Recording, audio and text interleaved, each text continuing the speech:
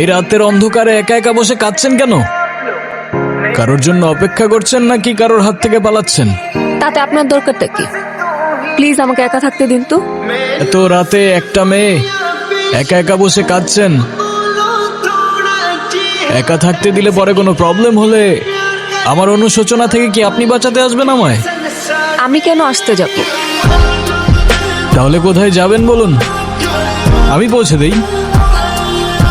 জাহান্নামে। জাহান্নামে?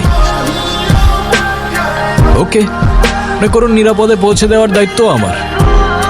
চলুন পৌঁছে দেই। মজা করবেন না তো? আমি একদমই মজা করার মুডে নেই। কি হয়েছে বলুন তো? এত রাতে এভাবে একা বসে এমনি এমনি তো আর কান্না করছেন না। মা বাবা কেউ আমাকে বিশ্বাস করে না, সবাই আমাকে দোষারোপ করে। আমি কাউকেই কিছু বোঝাতে পারি না। মাঝে মাঝে মনে হয় এই পৃথিবীর কোথাও আমার জন্য এক ফোঁটাও জায়গা নেই। অদ্ভুত, আপনার কথাগুলো কেন যেন খুব রিলেট করতে পারছি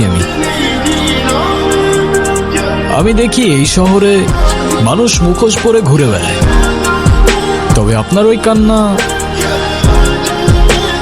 সেটা অভিনয় হতে পারে না। তবে আমার মনে হচ্ছে আপনার কষ্টগুলো শোনার আগে আপনার মন ভালো করার ব্যবস্থা করাটা খুব বেশি প্রয়োজন।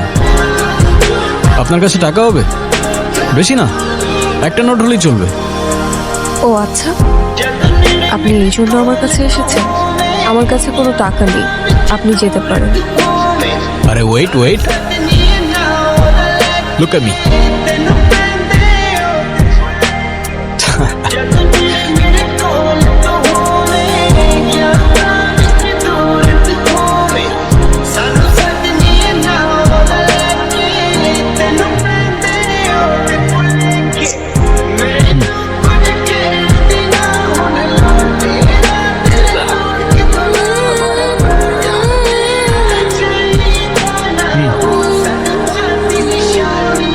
আমার এই ব্যর্থ চেষ্টার জন্য না হোক, এই ফুলটার জন্য হলেও আপনার চোখ মুছে একটু হাসা উচিত।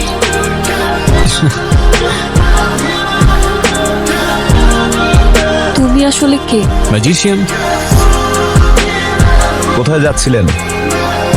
আপনার গাড়ির কাগজপত্রগুলো দেখান। হাসতেছো কেন তুমি? কিসের কাগজ দেখতে চাইতেছ ওনারা?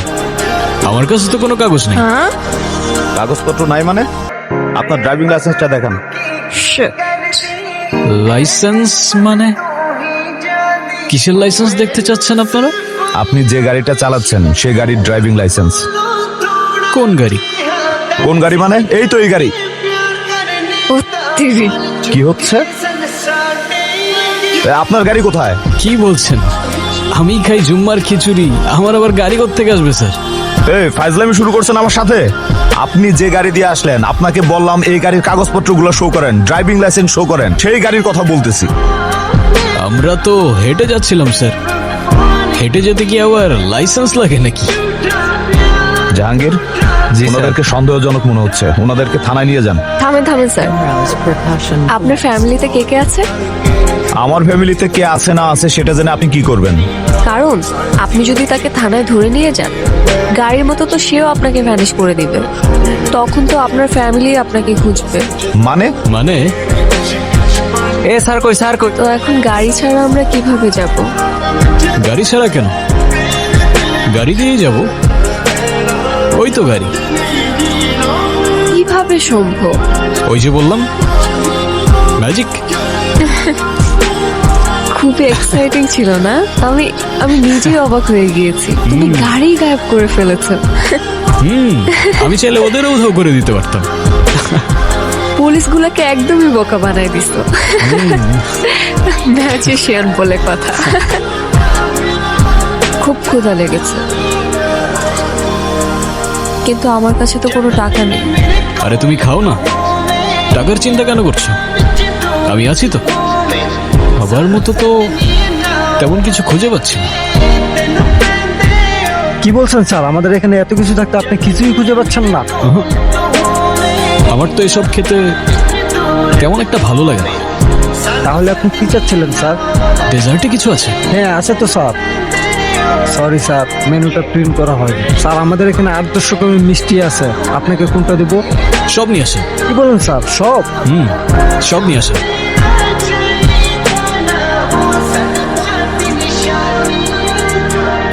তুমি আসলে কে?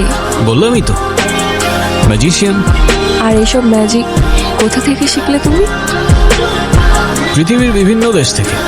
মরক্কোতে শিখলাম কয়েনের খেলা, চায়না থেকে ভ্যানিশিং ম্যাজিক, থাইল্যান্ড থেকে পেপার ম্যাজিক, তারপর শ্রীলঙ্কা থেকে কবুতরের ম্যাজিক। এরকম অসংখ্য দেশ থেকে অসংখ্য ম্যাজিক। তবে হ্যাঁ, আমি একটা দেশ থেকে একটার বেশি ম্যাজিক শিখি না। ওয়াও, তার মানে তুমি দেশ বিদেশ ঘুরে ঘুরে এসব শিখেছো? এক্স্যাক্টলি।